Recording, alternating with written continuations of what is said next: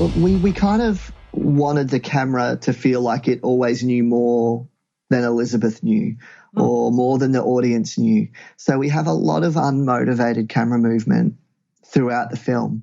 So, for example, early in the film when Elizabeth's escaping, her partner's mansion, she's getting some things ready in the kitchen and the camera kind of omnisciently just sort of pans away from her without any motivation and just lands on a very moody, empty hallway. And it just sits there looking at this hallway. And you assume the whole audience is just waiting for him to walk out from the end of the hallway or to see him appear. But nothing happens. And the camera very slowly pans back to her.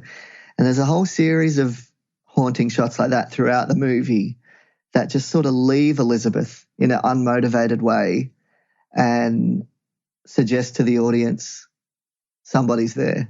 And so we're hoping that creates a lot of tension in the film.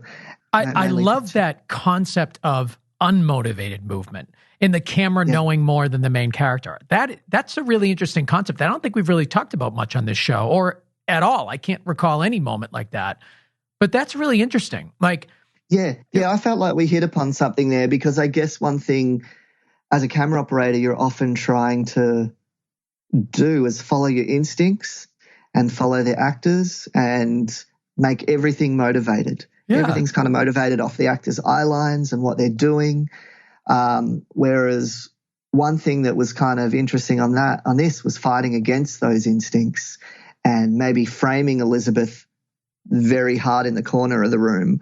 Or, there's a scene where she's being interrogated by a police officer and during dialogue, we just rack focus through Elizabeth into the corner of the room behind her on emptiness.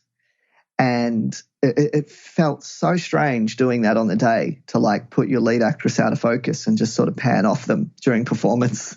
But we're hoping these moments create a real feeling of unease and hoping it engages the audience because it should encourage them to search the corners of the frame because sometimes things do happen in the corners of the frame on the film. And I've seen it with the audience a couple of times, and I think half the people see it and half don't, which is great, I think, because it encourages active viewership.